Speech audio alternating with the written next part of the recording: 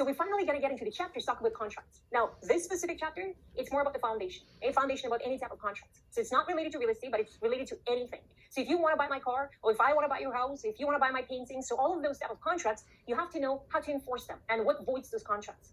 So let's open your notes. Let's get in.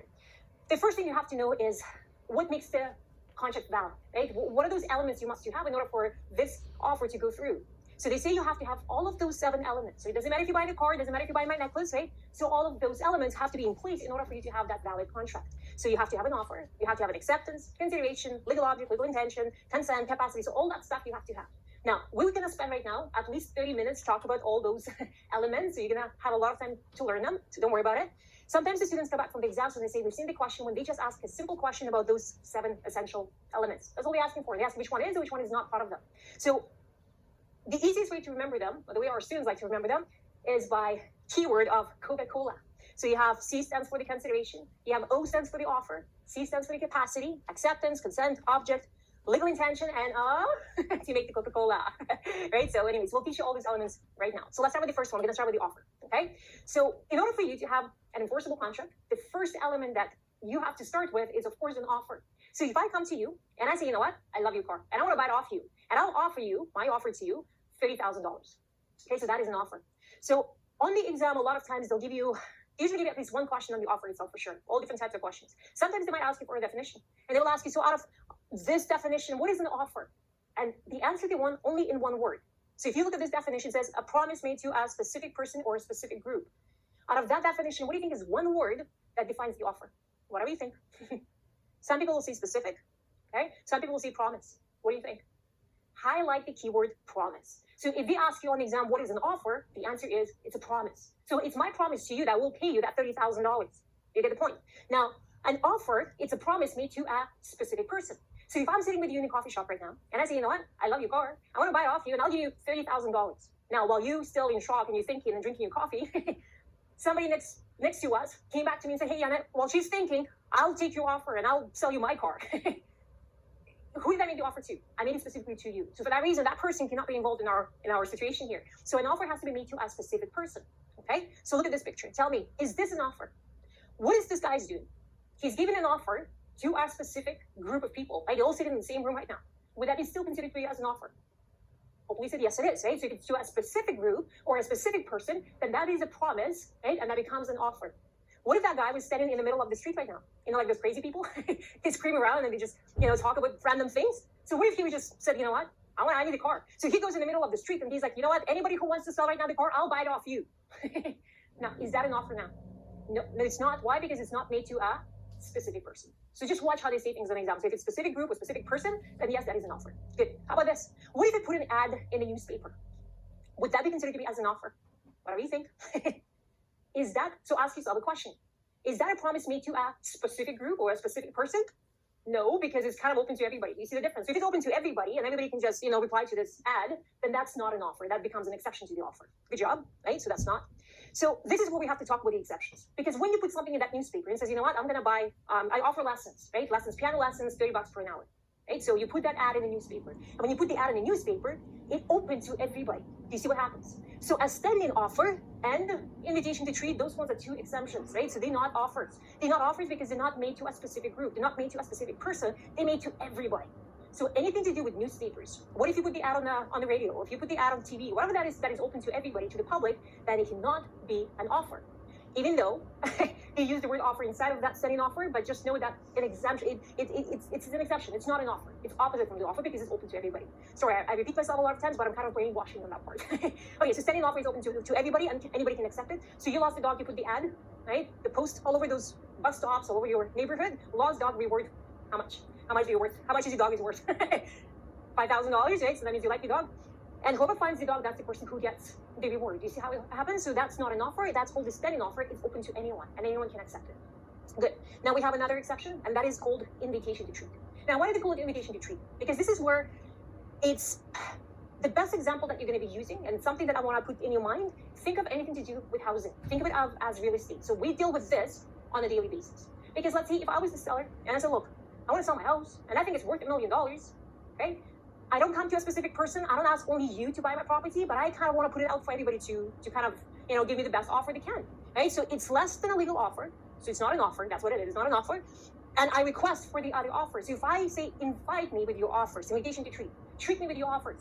And then I can choose if I want to sell it or if I want to buy it, or if I want to sell it to you or not, right? So, but I'll put it for what I want, and then I'll say, invite me with your offers. So you are the one who's going to give me offers, and I have the options to reject it or accept it, right? So that's basically what that is. So it's not an offer because it's open to everybody.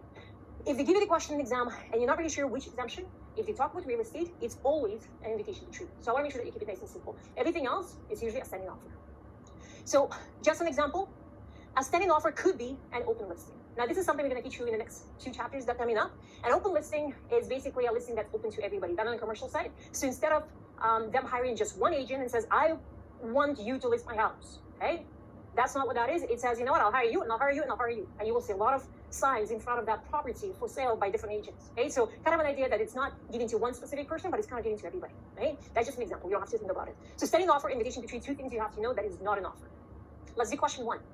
The famous pen company places an ad in the newspaper. So just that phrase by itself, okay? You have to think about it. What is this? Is that an offer or is that an exception to the offer, okay? So they put in the ad in the newspaper offering to give one of its famous pens to anyone who visits its retail location on Sunday between 1 p.m. to 3 p.m. and who can demonstrate how the product works to a large crowd. Lee arrives at 1 p.m. and is ready to demonstrate the famous pen, but finds that she's the second person to arrive and that the first volunteer is in the middle of his demonstration. So which of the following statement is a true statement? So you get the point, right? So they say, come in, demonstrate a pen, and if you can do this to the public, then we'll give you one of those famous pens.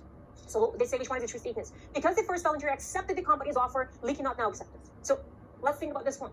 By placing the ad in the newspaper, is that an offer? Is that made to a specific person? Says, only you, Bob, can come and demonstrate the pen. Is that what it was? No, that would be an offer to the Bob, right, to Bob. But in this case, it's placed to everybody. So that is your, right, that is the standing offer. It has nothing to do with real estate. So it basically says to anybody, it's open to anyone, except anyone. Okay, so for that reason, it's not a true statement. How about option 2? Because Lee is responding to an invitation to treat, right? She's not be able to accept the offer. Does that sound like the true statement? Or option number 3, this is an example of a standing offer which Lee may still accept. So it is a standing offer, right? And the whole idea of a standing offer is open to everybody, and anybody can accept this, right? There's no specific person that is made to. So think of it this way. And if you're confused about invitation to treat and a standing offer, just remember invitation to treat is mostly towards treat me with the offers, right? That's a completely different philosophy, and it's mostly related to the real estate transactions. Okay, question 2. Alex puts an advertisement in the local newspaper. So again, it's not an offer, offering to sell his property for $1 million. This advertisement is known at law as what?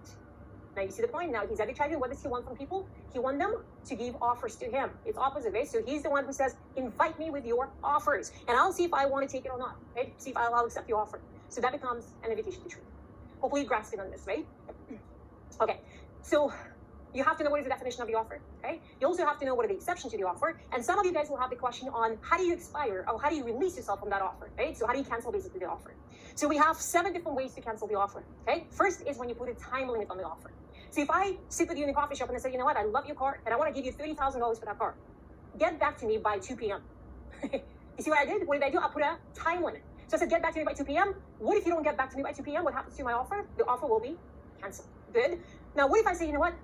I love your car. I'll offer you $30,000. Get back to me as soon as you can. Now, that's called reasonable time. Right? So I'm just kind of saying, just get back to me as soon as you can. And 1 day passed by, a week passed by, 2 months passed by. Now you call me back and say, you know what, Yana, I'll sell you my car for $30,000. And I said, what car? What are you talking about? Oh, yeah, that happened 2 months ago. So reasonable time. On the exam, they will ask you, what is reasonable? Is that a day? Is that 24 hours? Is that 48 hours? Is that 1 month? What is reasonable? Or none of the above? Can they put a time on reasonable? Can they say it is 1 day? Or is it 1 month? If you see they ask you for reasonable, and if they try to put a number on reasonable, this is how you know it becomes a false statement. That's it. Keep it simple. So if they try to put a timing on that, that becomes a false statement. So you were just none of the above. Because in her opinion, or in your opinion, 2 months is reasonable, but in my opinion, 24 hours is reasonable, right? Or maybe 2 days is reasonable. So for that reason on the exam, there's no specific time when it comes to reasonable, okay? Offer rejected. So I said, you know what? I'll buy your car for $30,000. What do you say to me? Reject my offer? You say, no thanks, Yana. No, I'm not interested. I need my car. Right? So when somebody rejects, of course the offer will be terminated. Counter offer. So if I tell you I'll buy your car for $30,000, counter back to me. How much do you want for your car? Okay, definitely more than $30,000, right? So if you counter back and says, you know what, Yana, I want $50,000. I'm like, yeah, thanks, but no thanks. So when somebody counter offer terminates their original offer. So in real estate, be very careful with this. So when, let's say we list a house, the offer comes in, right? and the offer comes up, let's say, for $1 million, and the sellers of the property, they say, you know what, let's counter back at 1.2. Okay, we're gonna counter back. We want way more money than what the offer. As soon as they counter back, that buyer's offer is already rejected. That's it. It's canceled, and he can just walk away. So what do we do in real life? We usually like to counter back a bit verbally, right, over the phone or whatever that is, before we cross off the legal documents. Because if we cross something illegal in the document, that's already considered to be as, you know, they can just walk away. But for the exams, as soon as you counter back, it doesn't matter if it's verbally, it doesn't matter if it's in writing. As soon as you give me your number back and say, you know what, Yana, give me 50,000. That was just a verbal conversation, but it's still considered to be as a counter offer. So as soon as you talk back to me and you give me your number, you just cross off my offer, and I say, you know what, forget about it. It's all good. And I don't have to negotiate with you anymore. Right? So that's what they want you to know. Terminate the original offer. Right? You have to know this for the exams. Next one, highlight this one too. Okay, revoke. A lot of times they'll give you a question just on revoke by itself. They want you to know when can you revoke. Revoke is changing your mind. Right? I changed my mind. I don't want to buy it anymore. Thanks, no more. Right? Revoke before the acceptance. So we sit in the coffee shop. I give you my offer for 30,000. I give you time to think till 2 p.m. and I say, you know what, get back to me by 2 p.m. And while you're thinking, I'm also thinking. And I say, you know what, maybe that's too much money, 30,000. Maybe I can just, you know, use my other car and I don't need your car. So can I still revoke? Can I change my mind still? Yes, I can. When can I change my mind? Before you accept. So it's not about the time limit that I gave you. But if I haven't heard from you and I said, okay, you know what, I changed my mind, I still have that chance to revoke. So it has to be communicated to you in whatever way it's possible. So it could be verbally, it could be by, it doesn't matter. As long as you receive my revoke, then that's okay. That is legit. But what if I gave you my offer, I said 30,000 for your car, get back to me by 2 p.m. So put a time limit on that. And while you're thinking, and I'm almost ready to pick up my phone and call you and say, I changed my mind, I want to revoke, you call me back first. And you say, Yana, I'll sell you my car. Yeah, sure, 30,000, let's do this. And then I tell you, I kind of changed my mind, but sorry, is that too late for revoke now? Is it late to revoke after the acceptance? Yes, it is. So it only happens before. It only can happen prior to the acceptance. So if I only give you an offer to a specific person, and then you give me your acceptance, after your acceptance, I cannot revoke. I cannot change my mind. I kind of have to go with the with the offer now, right? So, but that's just for the exams, right? So prior or before, not after. You cannot revoke after it's been accepted. Okay? So pay attention. They like to catch people on this one. Next one. What if I give you an offer, 30,000, get back to me by 2 p.m., but then my doctor calls you and tells you that, you know what, Yana is kind of crazy, you know? She forgot her pills that night, so forget what she said to you. So if somebody can prove that they are insane, or if they die, of course the offer is going to be void, right? So it's going to be canceled.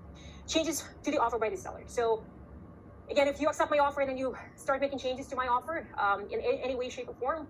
So if I say I'll buy your car for 30,000, and then you say, sure, I'll accept it for 30,000, but it comes with no wheels, it comes with no seats, and I don't know, you taking stuff off the car. So of course you make changes to that, and that was not an agreement in the beginning. So for that reason, that would cancel the whole agreement. It would cancel the contract.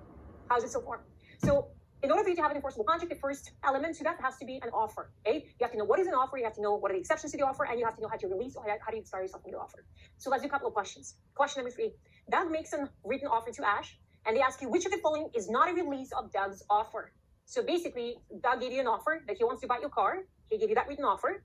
And they say which one will not release that offer, which one will not cancel his offer, basically. Doug discovers later that Ash is illiterate. So if he finds out that you're illiterate, does it mean that he cannot give you an offer? Does it mean his offer will be expired just because you cannot write or read? Definitely option number 1 is the answer they're looking for, but look at the option 2, 3, and 4. Ash fails to accept the offer before the expiry of the time limit specified in the offer. So they're saying that Ash, like if you were Ash and Doug is giving you offer, that and he put a time limit, get back to me by 2 p.m. So if he does not accept, so if you don't accept by 2 p.m., what happens? What happens to the offer? The offer will be expired. So definitely because he does not accept, the offer will be released. Right? Ash makes the counter offer. Counter offer, does that terminate the original offer? Yes, it does. And Doug revokes his offer to Ash via telephone. So that's also any revoke. They don't specify when he revoked. Right? It doesn't matter if it's over the telephone, if it's text message, it doesn't matter if that's verbally done, as long as it's been communicated. So as long as Doug revokes it to Ash and Ash receives his revoke, so that's also going to cancel that offer. But option 1, hopefully understood this, right? Just because somebody's illiterate, it doesn't mean the offer will be terminated. Okay, question 4. Revocation can be made prior to or after the acceptance. Is that true or is that false? What do you think? What makes it false? Okay, what makes it false? Because if it's your revocation, it's the same thing as revoke, change your mind. And it only could happen when? Before or prior to, not after the acceptance. So when somebody accepts, you cannot revoke, you cannot change your mind. Good job. One more. Question 5. The method of revocation must be exactly the same as the method used in the offer. So if you want to revoke, does it have to be happening in the same way as the offer was given to you? So if we sit in the coffee shop and I'm verbally giving you my offer, in order for me to revoke, do I have to verbally catch you back in that coffee shop?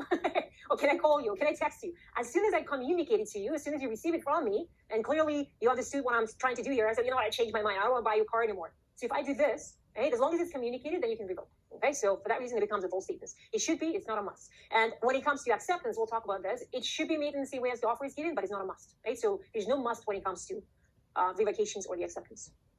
Question 6. Unless consideration is paid to keep an offer open for a specific time, a revocation can be made at any time prior to the acceptance.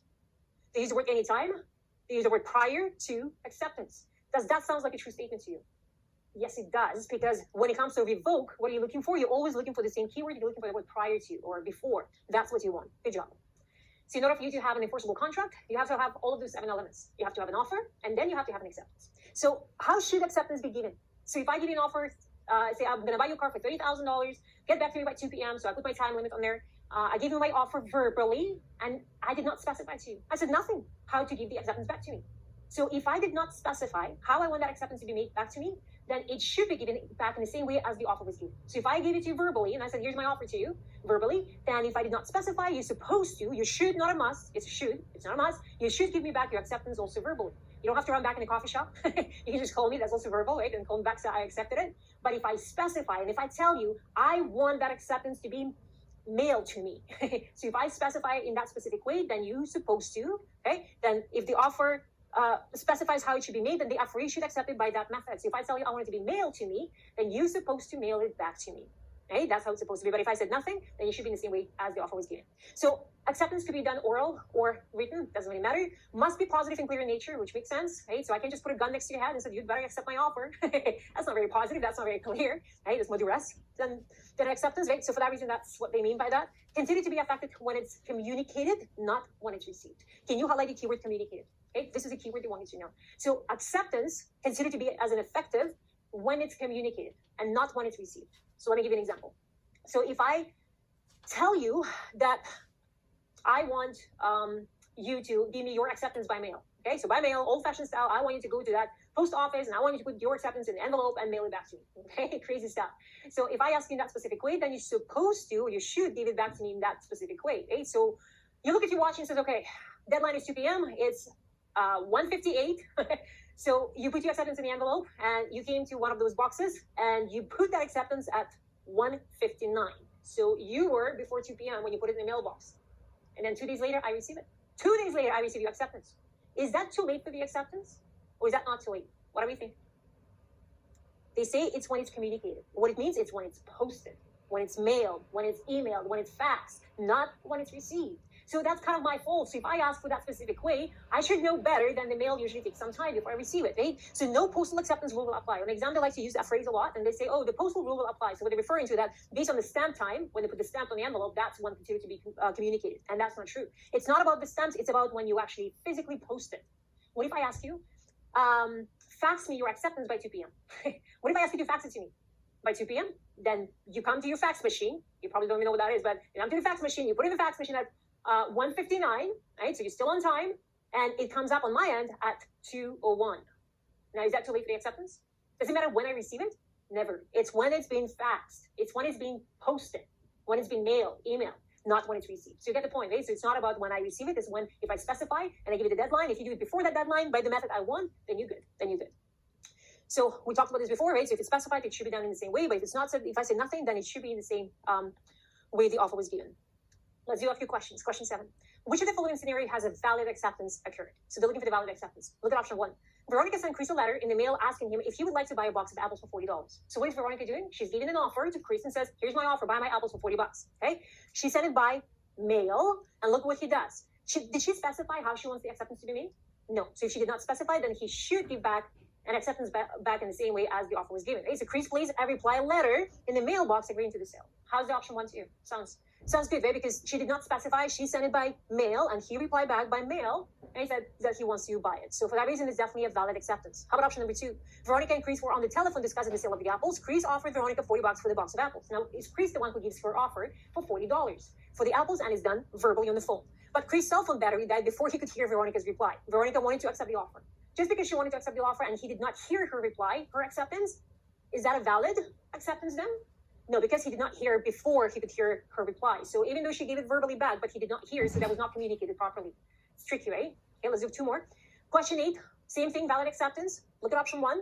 Veronica sent Chris a letter in the mail asking him if he would like to buy a box of apples for $40. So she's giving him an offer, and that's done by mail. The letter stated that Chris, if he's interested, he should send her a letter by mail by 3 p.m. So what did she do? She specified. She told him, I want that response to be done by mail by 3 p.m. Time limit, plus I want it to be done by mail the next day. So Chris sends an email to Veronica the next day by 1 p.m. agreeing to the sale. How did he reply back to her? Even though it's by 1 p.m., but the method is different from what she asked for. She wanted it to be done by mail, and what did he do? He sent an email. So that's not a valid acceptance. Tricky. How about option 2? Veronica emailed Chris asking him if he would like to buy a box of apples for $40. Chris has decided that he wants to accept this offer, but however, he has yet to communicate this to Veronica. So she wants it, but did he communicate it back to her? Not yet. So for that reason, none of the above would be a valid acceptance. If you need to pause it and read it, please do. In the first, right, he sent the email instead of sending it by mail because she asked for mail. Okay? And here, he did not communicate it yet. Maybe when he communicates, then that will be a valid acceptance. One more. Question 9. If an offer is made by telegram and the acceptance is mailed, when is the acceptance effective? It's always the same answer. It's when it's what? It's when it's posted. It's not about the postmark. It's not about the envelope. It's not about anything else. It's not when they receive it, but when it's being posted. So when it's being faxed, when it's being emailed, when it's being whatever, right? So it has to be, that's the answer they're looking for. Nice and simple. Okay, so the third element, we have an offer, we have an acceptance, then we have a consideration. Now, what is the consideration? Does it have to be money? So in real estate, yes, when you usually put an offer, usually people say, here's my deposit, right? Here's how much I'm going to give you towards this to make this offer look good. But it doesn't have to be money. What if somebody puts an offer in your house and they put 0 deposit, but they give you some type of other consideration, like good faith? That could be consideration. Is that acceptable? Yes, it is. So for the exam, they say it doesn't have to be money. It doesn't have to be cash. It doesn't have to be nothing. No deposits, it's fine. It's still a valid offer. If somebody gives you an offer with no deposit, that's okay, right? Because they can give that consideration in different ways. So one of the things that we need to know for the exam is called a family seal. Now, it's not a very commonly seen these days. It's not like you're going to see those family seals where you use that wax and, you know, you stamp up those envelopes and legal documents. Lawyers still use it. I've seen that. But the family seal, it stands in place of consideration. So basically, instead of putting money on the line or doing anything else, as soon as you stamp it up and you put that stamp, it says, that's it. This is my family name on the line in here. You married the guy, right? Family seal. So if somebody puts a family seal, that means they don't need to do consideration anymore. It stands in place of it. So no need for consideration, right? It would stand in place of consideration. So for the exams, I always say if they're looking for the answer for the family seal, you're looking for one keyword, which is what? You're looking for the keyword of consideration, right? So as soon as you see that in the answer, that you know that's they're talking about the family seal because it stands in place of it. You don't need to put anything else in there. That's good enough. That's called the good faith, basically. Okay? Past consideration is no consideration. So let me explain this one. So if I say, you know what, I'll buy you a car for $30,000, right? Here's my offer, and then you accept my offer, and I said, sure, I'll give you consideration. I'll give you $1. I'll give you $1 as a consideration. That's my good faith. Is that good enough? Yeah, it's still money. It's still anything. So it doesn't matter how much you put in. As long as I give you something, that's okay. But what if I say, you know what? You remember last month I took you out for dinner? Use that as a consideration, okay? Use that. Can you use something from the past as a consideration? Yes or no? You're not allowed to, right? So past consideration is no consideration. So whatever happened in the past, you can't use it now as a consideration for this specific deal, right? It just doesn't happen that way. So just know that part. And is not an option agreement. So consideration and option agreement is 2 different things. So for the exam, if they ask you about the consideration and they give you the option agreement as one of the options, they'll say option agreement must be in place. It's usually a false statement. So what is this option agreement anyways? What is this? This is when somebody pays an extra consideration to keep the offer open. So they pay some extra something. So for example, if I say, you know what, I really like your car, and yes, I'm going to give you $1 right now as a consideration, but also I'll give you, I don't know, another $5, and just keep it open just for me. Don't sell it to anybody else. So when somebody gives you something extra on top of the other consideration, then that becomes an option agreement. So for the exam, they don't look for that. They don't ask you what is an option agreement. They don't question you on this, but they will ask you, is that consideration? And you say, no, it's not. It's 2 different things. An option agreement is when somebody gives you an extra agreement or extra consideration on top of the other consideration. Okay, so just treat it as has nothing to do with consideration itself. Question 10. Bob and Margaret execute a contract under the seal. Because of the seal, there is no need for written acceptance, or neither party needs to sign the contract, or they do not need to intention to contract, or there is no need for consideration. What is the keyword that you have in here? What they're looking for? A seal, right? So when they use the word seal, you know what they're looking for. There is no more need for consideration. It stands in place of consideration. Good job. Okay, question 11. Gary and Andrew, who are the best friends, are drafting the contract to document the facts that Gary will purchase Andrew's home. The house is worth approximately $1 million, which of the amounts, items, and services could Barry use as a consideration to make the contract enforceable? So he said, look, here's my offer. They already accepted the offer, and now they're talking about the consideration. So what can he use as a consideration? So if he finds $1 in his pocket, he's like, here's $1. All right, it's not even Canadian, but who cares? Could that be a consideration? Yes or no? Yes, it could be, because we talked about this. It's not about how much money. It doesn't have to be even money, but it's something, right? So if it's the method of elimination, I want you to be smart enough. So if we know that option A is one of the ways to give consideration, then whatever doesn't have an A, you would cross it off. So right now I know option 1 is up because it says only B, right? And I know A has to be because it could be consideration. It could be just $1. How about option B? Gary's vintage car, which Andrew has always wanted, worth $900,000. That's the type of car, huh? So can he use that as a consideration? Says, you know what? I'll put that towards the deal and I'll buy your house for $1 million. He definitely can do that, right? So even if it's something that you offer, it doesn't have to be money, but it's something in value to the other guy, for sure, then he can use that towards the consideration. So B has to be. It's not helping us because every single option has a B in it. So I know that I don't even have to read this one. Option C, I have to check, and option D, I have to check. So option C, now that's the one I'm going to ask you right now. A case of beer Gary gave Andrew last week. So if you remember that case of beer that I gave you last week, you used that as a consideration. Can you use that, yes or no? You're not allowed to. Why? Because it happened in the past, right? So you're not allowed to use something from the past and say, come on, man, you know, it happened. No, it has to be something present. Or look at option D, a promise from Gary to repair Andrew's computer next week. Can you use something from the future as a consideration? What do you think? I'll fix your computer. That's going to be my consideration to you. It's my good faith. Yes or no? Yes, it could be. So basically, there's no past, but everything else is okay. So even if it's in the future happening, then yes, you can use that also as a consideration, okay, as a good faith. Okay, so we have an offer, we have an acceptance, we have a consideration, and then we have a legal object and a legal intention.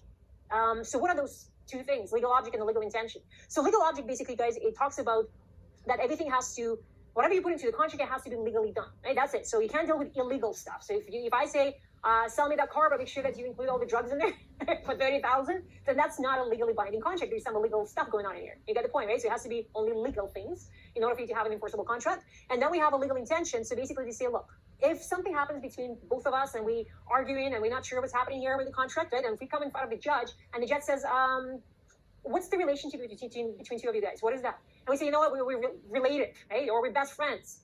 Then the judge will say, you know what, there's not enough serious intention in this case. I can't really help you. It's interesting, right? So if it's between the family, related parties, or the friends, it's just not serious enough. What the judge is looking for, they're looking for the arm's length transaction. Arm's length transaction, it's a business transaction. So basically, when you're meeting your mom, I'm sure you're not going to say, shake my hand, mom, right? Because we don't do this. With family, we come nice and close, but with business, we have that distance, right? So arm's length transaction is what they're looking for. That will be serious intention. Friends, family, that's not serious enough. So it's going to be harder for you to enforce something in court, right? So basically, they say, yes, it has to be legal objects involved, right? Nothing illegal, no drugs. And then you should have a serious intention with the arm's length transaction. A capacity. So tell me again, what are those elements? We have an offer. Next one. Acceptance, consideration, good. Legal object, legal intention, and then we have the capacity. Now, what is the capacity? If you want to get licensed in British Columbia, can you be an infant? Yes or no? You have to be over 19 to get licensed, right? So the same thing when it comes to contracts. My daughter is 18, and she was trying to get into the gym membership, and they told her that they won't let her sign any contracts, and they need a parent to be involved. Why would they ask for the parent? Because if somebody who's under 19, can they enforce that contract against an infant? Somebody who's under 19, can they enforce that? They can't. They just can't do that, right? They know that infant can just walk away because it's not a legally enforceable document against an infant, right? So that's why they're asking for the parents' signatures, because they know they can come after the parents if the kid doesn't pay, right? So capacity, if you're dealing with a contract and if it's an infant, you know that you cannot enforce it against the infant, but the infant, of course, you can enforce it against you because you're not an infant, right? If somebody's intoxicated or they go insane, and if they can prove that that night, when we talked about the car, I was completely intoxicated. Take my blood sample. So if you can prove it, then yes, then you're out of the capacity and the contract will be void. That's why in real estate, we don't take clients for dinners. We usually take them for lunches or whatever that is, because we don't want them to get intoxicated. We don't want them to get drunk. Otherwise, they can cancel the contract on us, right? Incorporated companies, so you just have to make sure that they exist. So if it's an existing company, then you can enforce it. If it's not existing, if it's just made up company, then yes, there's no capacity there. Foreigners and illiterates, it doesn't mean that they can get out of the contracts, but if they can prove that I did not know what I was signing in there, non-est factum, I don't know, I couldn't read, I couldn't understand the contract, then they could have a chance to get out, but it's hard. It's not like they can. Okay, question 12. When Mike entered into the contract, he was 18 years old. So that means Mike was an infant. The contract was for a 2-year telephone plan with TELUS, with the requirements for him to make monthly payments in exchange for the telephone service. Telephone representative thought that Mike was 19 years old because he signed up a plan payable to the university students. After reaching 19, Mike keeps paying monthly payments, assuming that the contract is governed by the laws of BC. Which of the following statement is a true statement? So you get the story, right? So he was 18 when he signed. The TELUS guy, he assumed that he was 19. He didn't check his ID, but he's been paying his plan. He did not default, and now he's after reaching 19, he's still making those monthly payments. So that means he's not an infant anymore. Right? So let's look at the option. The contract is void as it was made between an infant and the party who did not know that it was dealing with an infant. It doesn't mean the contract will be void. If Mike did not pay and he wanted to get out, he could have done it. But if Mike continued with the contract, it doesn't mean the contract will be void. So he wants to be on that contract, and for that reason, he's willingly giving the monthly payment, so he's good to go. So it doesn't void automatically the contract just because somebody who is an infant. The contract is enforceable as Mike continued to perform it after he's turning 19. So that's way better option because he is already a legal age and he's still continuing paying for that. So for that reason, you can't just cancel it. It's all good. So the last element is the consent, right? So basically they say it has to be a genuine consent, mutual consent on two sides. So I can't come to you, put a gun next to your head, you saying you'd better sell that car to me because that's not mutual. There's no consent from your side. So that's what they're referring to. Right? Parties have to have a mutual agreement, have a clear understanding of a contract. So that's it. So you have to know the 7 elements. If you have all the 7 elements, then you have an enforceable contract, right? That's all you have to know about the 7 elements. So what happens if I put that gun next to your head? As I said, it's not a mutual consent. It's not a clear and positive intentions in here from your side, if you want to accept it, right? So duress is an action. It's the actual threat to somebody, okay? That's what that is. So that gun next to the head, that's called a duress. And a lot of times you will hear in movies, or you'll hear a lot in the newspapers or whatever that is, court cases, they will say, I did it under duress. And as soon as they say that, then they can get out of the contract, basically saying, I've been threatened to sign this. So it doesn't have to be physically done. It's not like somebody physically has to injure you. But if there is any type of threat, then and you do it because of that, then that will become a duress. And of course, you can cancel the contract after, right? If you can prove that, it was duress, right? Do not need to actually be harmed, includes threats or harm and threats of imprisonment. So anything that they try to threat you with, that's called a duress, okay? They might ask you for a definition of a duress, right? I highlighted the keyword that you have to know. The party has been robbed of free will. So you do it against your own will. So you're not willingly want to give me that acceptance. You're not willingly want to sell me that car when I put the gun next to your head, right? Okay, then we have the undue influence. And undue influence, nobody puts the gun next to your head. Nobody physically harming you. But they say, if you don't get the shot, you're not going to be working for me. Sorry, real life example. So that's called an undue influence. Somebody has an influence on top of you in some way, shape, or form. And because of that influence, he said, hey, if you don't do this for me, I'm not going to give you your mock exams or this and this, right? Somebody has an influence on top of you. If you come to the doctor and says, if you don't give me your house, I'm not going to give you your pills. That's an undue influence. So nobody's physically hurting you, but they do have that type of a person is overpowered and he's induced to do or retrains from doing an act which he would not do otherwise, right? So you know basically what's happening right now, you know what I'm talking about. Okay, so in exam, the question is usually about duress, right? That's what the one I usually hear. But undue influence and duress, it's two different things. They have nothing to do with each other. So if you ask a question about what is duress, just know that undue influence, it's completely opposite and it's completely different answer. Okay, so just remember that part. Question 13. Which of the following statements is true with respect to common law duress? So they're looking for duress. To successfully claim law duress, the innocent party has to prove that he was physically harmed by the other party. Okay, option 2, finding the common law duress will result in the contract being voidable by the party that was robbed of the free will to contract. Right, so option 1, it says you have to prove that she was physically harmed. You don't have to prove nothing, right? As long as you, like, it doesn't have to be physically harmed, basically, right? Just because I put the gun next to you, it's not like it hurts you physically, right? So option 2 is better option. Both of them are pretty good options, though, right? But option 2 is way better because they use that free will, and that's what they're aiming for in the exam. Defects. So now you have to understand, this is a very crucial thing. Which one is a latent defect and which one is a patent defect? So let's say you working with your buyer and you go into the property, you hire the inspector, and the inspector starts showing your buyer all different little problems, right? Or there's a little crack in here, or there's a hole in the wall, or there's a crack in the foundation. So things like this. So whatever he can find at this point, whatever he can discover, whatever is visible, whatever you can see, we call that a patent defect. Think of the P as present. So patent, present, two pieces together, right? So if they ask you, which one is this, what type of defect this is, if it's patent, then it's presently seen, you can see it, it's right there, it's in front of your eyes. So if you hire the inspector, he should find and point out all different things for you. Now, the patent defect, it's something that is a buyer beware thing. So basically, if you decided not to hire the inspector, and then later you can find all different problems, that's kind of on you. We call it a caveat emptor. Now, that is a Latin word, and it stands for buyer beware. So basically, they say the buyer is responsible for the inspection. He's supposed to find things. That's on him, basically, right? So he's buying the property, he better hire the inspector and do it properly. That's what that is. Caveat emptor will apply. And it doesn't have to be disclosed by the seller because it's all these little things that the inspector will find for you. But the seller is responsible by law to disclose any latent defect. So basically, if the seller is aware of some major issues in the property that is not discoverable by just normal inspection, then the seller is supposed to let you know about those things. But if the seller never knew about them, then of course he doesn't have to disclose them. So a latent defect, look at the letters, the first 3 letters, the same thing as later. It's something that you might find later. Something you cannot see, and that's the easy way for you to think about it. Something that is underground. something like a septic tank or whatever that is underground, then that will be a latent defect because it's not visible. Maybe later you can find it, right? And maybe later you will have a problem with this, but at this point, nobody can see this, right? So that's what makes it as a latent defect. These could be all different definitions, right? It could be contaminated property because it's hard to see if it's contaminated or not. And infestation, right? Mold in the basement. On exam, they usually give you a few questions on this. So I'll give you an example. Let's say you have a tree root that goes underneath the foundation. So tree roots that went underneath the foundation and now it's cracking the foundation. Is that something that is visible? Not really, right? Maybe later you can find that problem, but because it's underground, then that's considered to be as a latent effect, right? So just kind of, for the exams, can I see it? If you cannot see it, it becomes a latent effect. That's what I want you to think of it, right? So disclosure must be separate form, any agreement of purchase and sale. So basically, if you're working with a buyer, with a purchaser, you're going to put an offer of contract of purchase and sale, and then you can ask the seller to, in a separate agreement form, say, if you know of any latent defect, please disclose to us now. So it's not going to be in the contract of purchase and sale, but it will be a separate form for that.